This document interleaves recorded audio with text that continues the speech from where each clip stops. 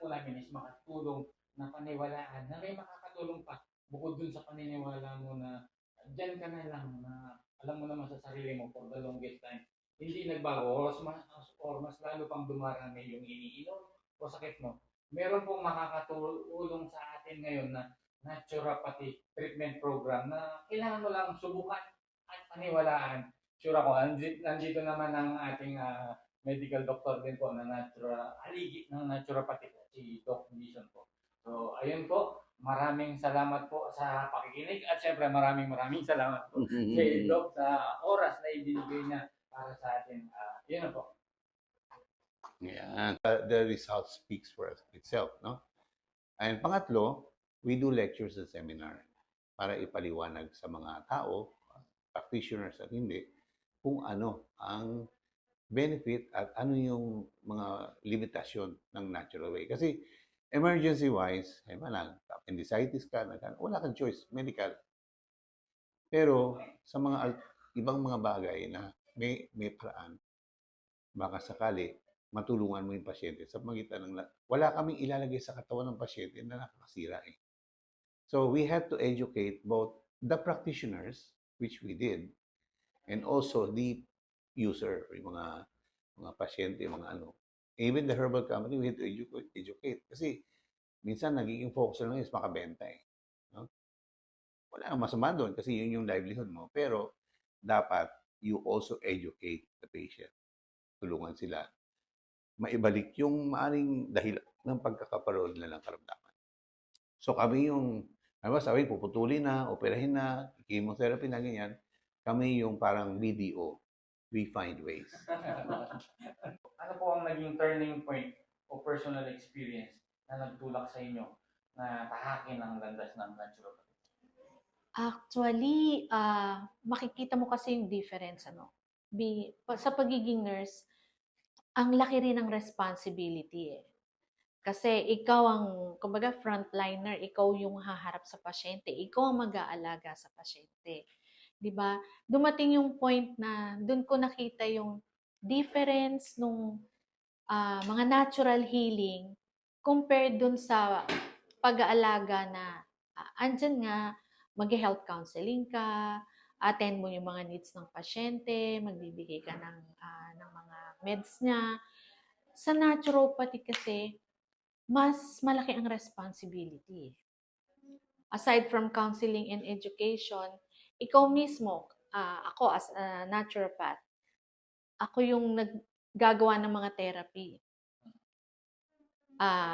Sa being a nurse din, gumagawa rin naman kami ng mga sa hospital, mga orders ng doctor. Ito independent ka eh. Kung ano yung natutunan mo as a naturopath, independent ka, ikaw ang magdidesisyon. Unlike sa hospital, oo, doctor will give order and you will render it. Pero kailangan nag-iisip ka rin, di ba? Paano mo i-render yung care mo in a quality way. Dito lahat yon. Parang ikaw magde-decide from the assessment and then ano yung tamang therapy na ibibigay mo, i-render mo doon sa pasyente na kailangan pag order ka or ako sa sarili ko, iisipin ko anong pinakamakakabuti. Kumaga hands-on ka from the start. From assessment to therapy hanggang monitoring, ikaw. So, pinagsama yung pagiging doktor at pagiging nurse. Yeah. So, kaya mas malaki, unlike nun, you will consult yung order ng doctor, you have to follow. Pero, ikaw as a nurse, alam mo na kung ano yung gagawin mo. Ito from the start, na let's say may condition yung pasyente, ipoprogram mo kung ano yung mga dapat mong gawin at ikaw ang gagawa. Yun. Sa dami po ng misconception tungkol sa kalusugan ngayon, paano nyo po ibalik ang tiwala ng mga natural healing methods? Kasi yung taong hindi talaga naniniwala sa natural healing, wala ka nang magagawa doon. Doon naman sa taong nagbabaka sakali kasi after doing medical, parang walang mapangyari, yun yung pwede mong mabuksan ng isip. Doon naman sa talagang mahilig sa natural healing, hindi mo na kailangan magsalita doon eh. No? So, isa sa dahilan kung bakit sabihin natin napatibay yan, una, meron tayong batas, Republic Act 8423, na sinulat ni Senator Clavier, yung dating DOH Secretary, at pinirmahan ni President Fidel Ramos na ang bawat Pilipino may karapatang gumamit at ah, mag-push ng natural na paraan ng panggamot. We have a law like that. No? Kaya merong departamento ang DOH, ang tawag PITAC, the Philippine Institute for Traditional and Alternative Healthcare, na naglalayon na palawakin ang paggamit ng natural na paraan ng panggamot. May iba't ibang division niya. May acupuncture division, may Ayurvedic division, may TCM, Traditional Chinese Medicine division. Merong naturopathy, of which I am one of the screening committee. No? So, Trust in God. Kasi siya lang naman ang may kakayahang magpagaling. Tayo bilang mga, sabihin natin, stewards, andito tayo, niligay niya tayo for a mission.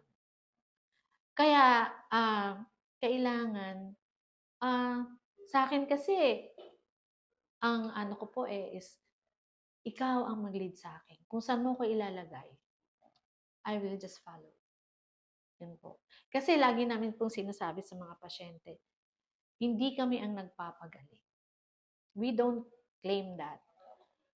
Andito kami dahil, binigyan kami ng kaalaman, pero si God pa rin po ang nagpapagaling. Kasi hindi naman lahat ng pupunta gagaling. Sabihin mo ba gagaling?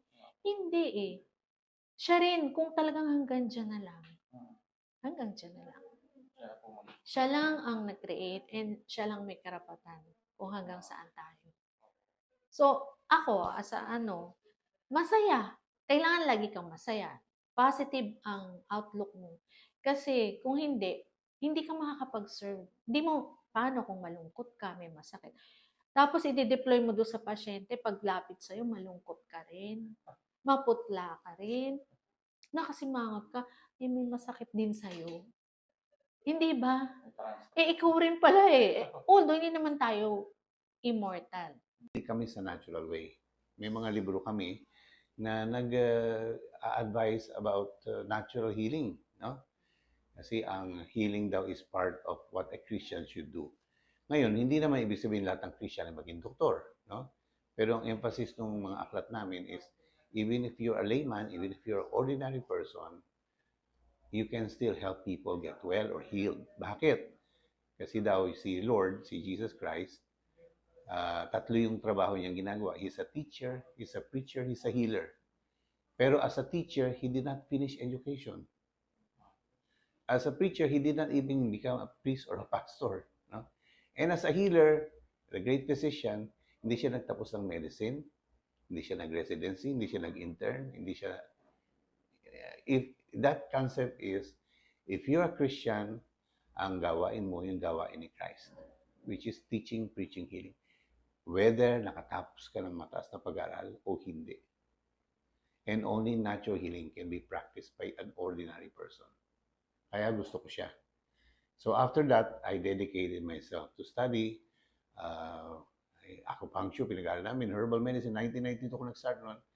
Then by 1996, I was given a free scholarship sa US in Colorado.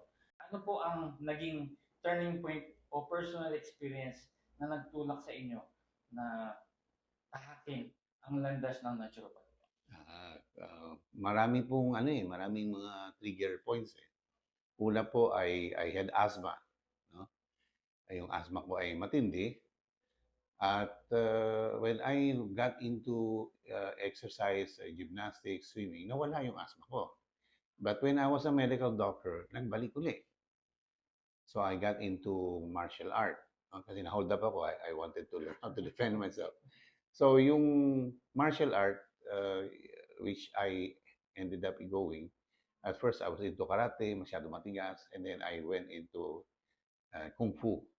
Ang kung fu kasi ay slow, gentle ang training. Hindi mo kailangan na basag-basag ang puro kalyo o ano man. And then they have herbs. So na-notice ko, when I started taking the herbs, nawala yung asthma ko. No? And I started improving. So nung doktor na ako, graduate na ako, nagbalik yung asthma ko because I work at a company na may mga tinutunan ng mga rubber at plastic. So I felt I need to go back. So pagpunta ko doon, kasalukuyan namang tinuturo sa mga estudyante ang acupuncture. Kasi sa martial art, yung acupuncture point mo,